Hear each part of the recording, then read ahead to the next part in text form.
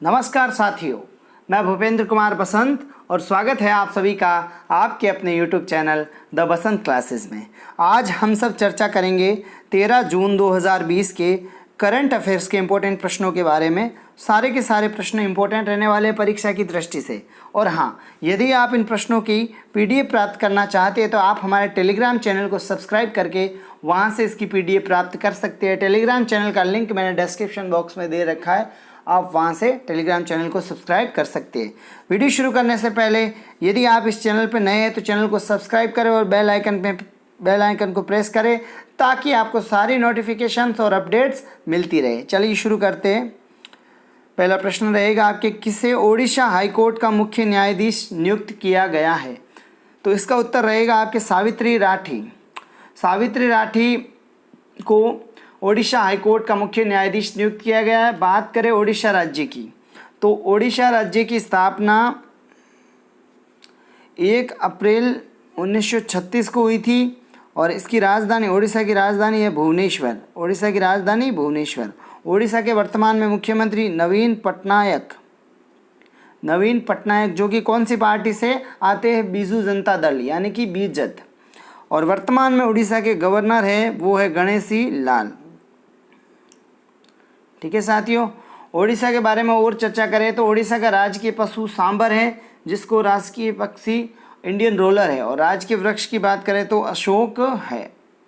ठीक है साथियों, और ओडिशा में स्थित चिल्का झील भारत की सबसे बड़ी खारे पानी की झील है, जिसे लेगून झील भी कहा जाता है। और हाँ, भारत का सबसे लंबा बांध हीराकुंड बांध ये भी ओडिशा में है, जो कौन सी नदी पे है? महानदी पे बना हुआ है। और नेक्स्ट बात करें ओडिशा के बारे में तो अब्दुल कलाम द्वीप, जिसे व्हीलर द्वीप के नाम से जाना जाता है, ये भी ओडिशा के तट पर स्थित है। ये काफ़ी इंपॉर्टेंट टर्म्स है, हर परीक्षा में पूछे जाते हैं, इसलिए मैंने इनको लिया है। और किस लिए लिया है कि अपने को करंट अफेयर्स तो पढ़ना, उसके साथ अपने को जनरल नॉलेज को रिलेट करके भी पढ़ना होगा, क्योंकि आजकल जो करंट होता है उसी से संबंधित जीके भी पूछा जाता है। जीके तो बहुत सारा है, कौन सा पूछेंगे, लेकिन करंट से जो घटनाएं घटित हुई उस पर आधारित जीके को कवर करके वहाँ से जीके पूछा जाता है। तो इसको साथ साथ में अपने को रिपीट करते रहना, तो अपना रिवाइजन भी हो जाएगा और अच्छे से अपने को बाकी सारी चीज़ें भी कवर हो जाएगी, क्योंकि अपने को सिर्फ पढ़ना नहीं है, कंपटीशन क्रैक भी करना है। ठीक है साथियों, चलिए अगले प्रश्न की ओर। अगला प्रश्न रहेगा आपके कि किस राज्य के मुख्यमंत्री ने जगन्नाथ चेदोडू योजना शुरू की है? जगन्नाथ चेदोडू योजना शुरू की है, तो इसका उत्तर रहेगा आंध्र प्रदेश। आंध्र प्रदेश राज्य ने योजना शुरू की है। कोविड-19 महामारी के कारण अपनी आजीविका जुटाने में असमर्थ टेलर्स, नाई और वॉशमैन को वित्तीय सहायता प्रदान करने के लिए जगन्नाथ चेदोडू योजना आंध्र प्रदेश के मुख्यमंत्री YS जगनमोहन रेड्डी, आंध्र प्रदेश के मुख्यमंत्री कौन है? YS जगनमोहन रेड्डी, इन्होंने योजना शुरू की है, आंध्र प्रदेश के मुख्यमंत्री है। चलिए बात करते हैं आंध्र प्रदेश के बारे में। आंध्र प्रदेश की राजधानी अमरावती। आंध्र प्रदेश की राजधानी क्या है? अमरावती। आंध्र प्रदेश की स्थापना कब हुई थी? 1 नवंबर 1956 को आंध्र प्रदेश की स्थापना हुई थी 1 नवंबर 1956 को। और आंध्र प्रदेश के मुख्यमंत्री अभी बात हुई थी YS जगनमोहन रेड्डी। और ये कौन सी पार्टी से आते हैं? YSR कांग्रेस पार्टी से। नेक्स्ट बात करें गवर्नर की। आंध्र प्रदेश के गवर्नर है विश्वभूषण हरिचंदन। ठीक है साथियों, आगे बात करें आंध्र प्रदेश के बारे में तो आंध्र प्रदेश में जो नागार्जुन सागर टाइगर रिजर्व है ये भी आंध्र प्रदेश में स्थित है और काफ़ी इम्पोर्टेंट भी है, हर परीक्षा में लगभग पूछ लिया जाता है। तो नागार्जुन सागर टाइगर रिजर्व कहाँ पे है? तो आंध्र प्रदेश में। और एक बात करें अपन कि सतीश धवन जो स्पेस केंद्र है, सतीश धवन स्पेस सेंटर है, वो भी आंध्र प्रदेश में श्रीहरिकोटा में स्थित है। काफ़ी इम्पोर्टेंट रहता है। चलिए अगले प्रश्न की ओर। अगला प्रश्न रहेगा आपके कि बाल मजदूरी के खिलाफ विश्व दिवस, world day against child labour कब मनाया गया? तो इसका उत्तर रहेगा आपके 12 जून। 12 जून को बाल मजदूरी के खिलाफ विश्व दिवस मनाया गया। इस दिवस का उद्देश्य क्या है? इस दिवस का उद्देश्य है कि लोगों को जो 14 वर्ष से कम उम्र के यानी कि बाल श्रमिक है, उन बच्चों को श्रम न करा के, मतलब उनसे श्रम लेबर ना करवा के उन्हें शिक्षा दिलाने के लिए जागरूक करना है, क्योंकि शिक्षा की महत्ता ज़रूरी है। इस दिवस को मनाने की घोषणा आईएलओ ने कर रखी है, इंटरनेशनल लेबर ऑर्गेनाइजेशन। बाल मजदूरी के खिलाफ विश्व दिवस 2020 जो मनाया जा रहा है उसकी थीम क्या है? तो उसकी थीम है कि कोविड-19 protect children from child labour now more than ever. Theme आप एक बार वापस सुनिए, कोविड-19 protect children from child labour now more than ever. ठीक है साथियों, बात करें आईएलओ की। आईएलओ क्या है? तो आईएलओ यानी कि इंटरनेशनल लेबर ऑर्गेनाइजेशन। आईएलओ यानी कि इंटरनेशनल लेबर ऑर्गेनाइजेशन, अंतर्राष्ट्रीय श्रम संगठन। आईएलओ की स्थापना हुई थी आपके 1919 में। वर्तमान में आईएलओ का जो मुख्यालय है वो है जिनेवा। जिनेवा आप सभी को पता होना चाहिए कहाँ पे है? स्विट्जरलैंड में। और अध्यक्ष वर्तमान में आईएलओ के अध्यक्ष है वो है गाय राइडर। गाय राइडर। ठीक है साथियों, चलिए अगले प्रश्न की ओर। अगला प्रश्न रहेगा कि medal of the order of Australia, medal of the order of Australia से किस भारतीय संगीतकार को सम्मानित किया गया? तो इसका उत्तर रहेगा Shobha Shekhar. Medal of the order of Australia, Australia में समुदाय या वैश्विक अथवा घरेलू स्तर पर किए उत्कृष्ट योगदान करने वाले व्यक्तियों को प्रदान किया जाता है। ठीक है साथियों, थोड़ी सी बात ऑस्ट्रेलिया की कर दें। ऑस्ट्रेलिया की राजधानी कैनबरा। ऑस्ट्रेलिया के वर्तमान में जो करेंसी वो डॉलर है। और ऑस्ट्रेलिया के प्रधानमंत्री कौन है वर्तमान में? स्कॉट मॉरिसन वर्तमान में ऑस्ट्रेलिया के प्रधानमंत्री है। चलिए अगले प्रश्न की ओर। अगला प्रश्न रहेगा आपके कि एमपेज ने संपर्क रहित एटीएम निकासी सक्षम बनाने के लिए किस कंपनी के साथ समझौता किया है? तो इसका उत्तर रहेगा आपके मास्टर कार्ड के साथ समझौता किया है। इस पहल के माध्यम से उपयोगकर्ता एटीएम में बिना डेबिट या क्रेडिट कार्ड डाले पैसे निकाल सकेंगे। यूएसए के बाद भारत एकमात्र ऐसा दूसरा देश है जिसने उपयोगकर्ताओं से इस तरह के संपर्क रहित एटीएम की सुविधा उपलब्ध कराई है। मास्टर कार्ड की बात करें तो मास्टर कार्ड की स्थापना 1966 में हुई थी। इसका मुख्यालय न्यूयॉर्क में है। और मास्टर कार्ड के एमडी और सीईओ कौन है? अजय पाल सिंह बंगा मास्टर कार्ड के एमडी और सीईओ है। चलिए अगले प्रश्न की ओर। अगला प्रश्न रहेगा आपके कि किसने पहले हाई राइज ओवरहेड इक्विपमेंट यानी कि OHE पर एक डबल स्टैक कंटेनर ट्रेन को चालू करके एक नया विश्व रिकॉर्ड बनाया है? कौन सा रेलवे है? तो ये भारतीय रेलवे ने रिकॉर्ड कायम किया है।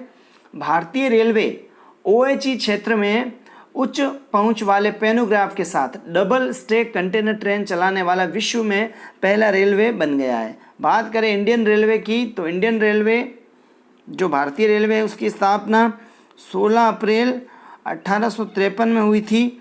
और वर्तमान में इसका मुख्यालय नई दिल्ली में है। रेलवे मंत्री पीयूष गोयल है। वर्तमान में अपने देश के रेलवे मंत्री पीयूष गोयल है। स्वतंत्र भारत, इसमें एक जीके फैक्ट हमेशा रेलवे एग्जाम वगैरह में पूछ लिया जाता है कि स्वतंत्र भारत के पहले रेल मंत्री कौन थे? तो इसका उत्तर रहेगा जॉन मथाई। स्वतंत्र भारत के प्रथम रेल मंत्री थे जॉन मथाई। ठीक है साथियों, चलिए अगले प्रश्न की ओर। अगला प्रश्न देखिए कि किस शहर में गहरे पानी में बचाव कार्यों को अंजाम देने वाले DSRW कॉम्प्लेक्स का अनावरण किया गया है? तो इसका उत्तर रहेगा विशाखापट्टनम। आंध्र प्रदेश के विशाखापट्टनम में पूर्वी नौसेना कमान में गहरे पानी में बचाव कार्यों को अंजाम देने वाले डीप सबमरीन रेस्क्यू व्हीकल यानी कि DSRV जो ये है DSRV deep submarine rescue vehicle complex का अनावरण किया गया है। चलिए साथियों अगले प्रश्न की ओर। अगला प्रश्न रहेगा आपके कि गोदरेज ग्रुप के MD और CEO कौन नियुक्त हुए? तो इसका उत्तर रहेगा निसाबा गोदरेज। गोदरेज ग्रुप की बात करें तो गोदरेज ग्रुप की स्थापना 1897 में हुई थी और इसका मुख्यालय कहाँ पे है? मुंबई में। और इसके संस्थापक थे आदि गोदरेज। संस्थापक कौन थे? आदि गोदरेज। ठीक है साथियों, चलिए अगले प्रश्न की ओर। अगला प्रश्न रहेगा आपके कि ए वेदनाथन का निधन हुआ है, ये कौन थे? ए वेदनाथन का निधन हुआ है, ये कौन थे? तो ये योजना आयोग के पूर्व सदस्य थे। अब तो योजना आयोग को बदल के नीति आयोग बना दिया गया है, लेकिन ये योजना आयोग के पूर्व सदस्य थे ए वेदनाथन, जिनका हाल ही में निधन हुआ है। ए वेदनाथन 1962 से 72 तक योजना आयोग के परिप्रेक्ष्य योजना प्रभाग के सदस्य रहे थे। चलिए अगले प्रश्न की ओर। अगला प्रश्न रहेगा कि गार्गो इंटरनेशनल के ब्रांड एम्बेसडर कौन बने हैं? गार्गो इंटरनेशनल के ब्रांड एम्बेसडर कौन बने हैं? तो इसका उत्तर रहेगा सोनू सूद। सोनू सूद भारतीय अभिनेता हैं और आप सभी को पता होगा हाल ही में सोनू सूद बहुत चर्चा में रहे हैं।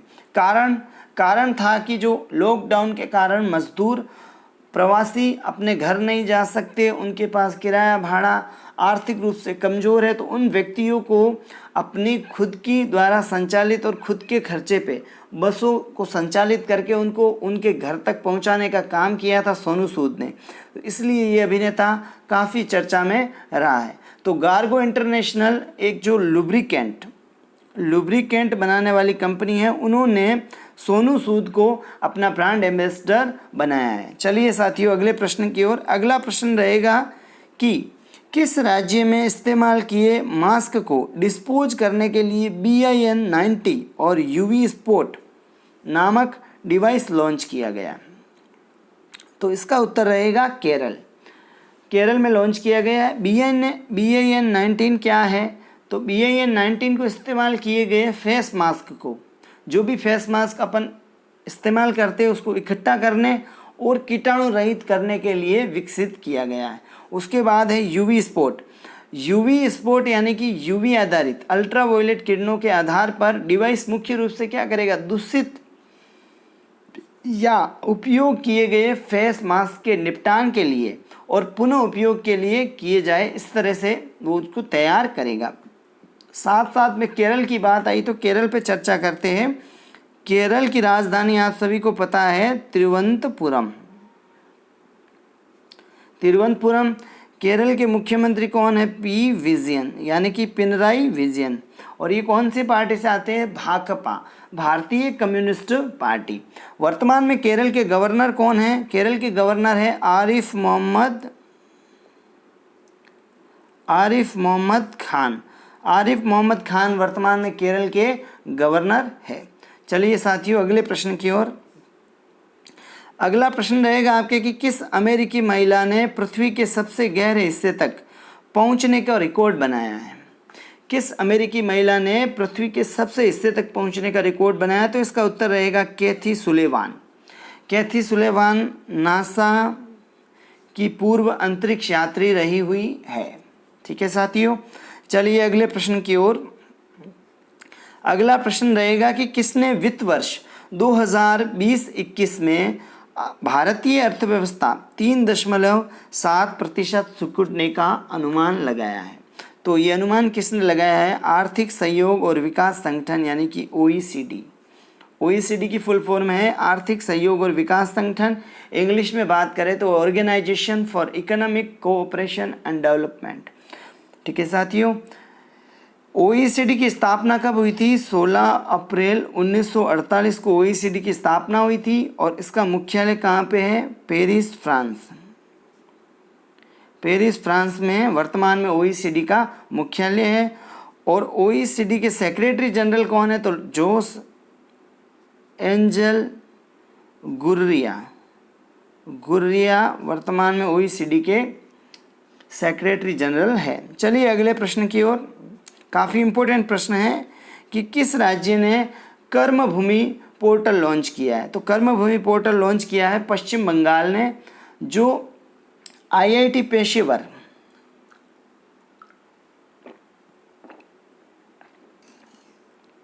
अपने राज्य में वापस लौटकर आए हैं और जो राज्य में कंपनियां हैं उन्हें उन कंपनियों में नौकरियां दिलाने में मदद करने के लिए कर्मभूमि पोर्टल लॉन्च किया गया है। पश्चिम बंगाल ने लॉन्च किया है प्रोग्राम। पश्चिम बंगाल की बात करें तो पश्चिम बंगाल की राजधानी है कोलकाता। पश्चिम बंगाल के वर्तमान में मुख्यमंत्री है वो है ममता बनर्जी। कौन है? ममता बनर्जी। ये तृणमूल कांग्रेस पार्टी से आते हैं। और वर्तमान में जो पश्चिम बंगाल के गवर्नर है वो है जगदीप धनखड़। जगदीप धनखड़। ठीक है साथियों, ये सारे के सारे आपके इम्पोर्टेंट प्रश्न थे।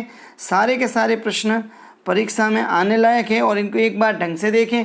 15-20 मिनट का वीडियो होता है तो आपके पूरे के पूरे करंट अफेयर्स दिन के सारे उसमें सोल्व हो जाते हैं और सारे क्लियर हो जाते हैं। अगर आप ये एक वीडियो दिन का देख लेते हैं तो आपको कोई और वीडियो देखने की ज़रूरत नहीं है। फिर करंट अफेयर्स से लगभग आपके प्रश्नों का कोटा कंप्लीट हो जाता है। बाकी समय आप दूसरे सब्जेक्ट्स को दे सकते हैं। ठीक है साथियों, आप अपने दोस्तों के साथ भी इस ज्ञान को शेयर करें क्योंकि ज्ञान हमेशा बांटने से बढ़ता है।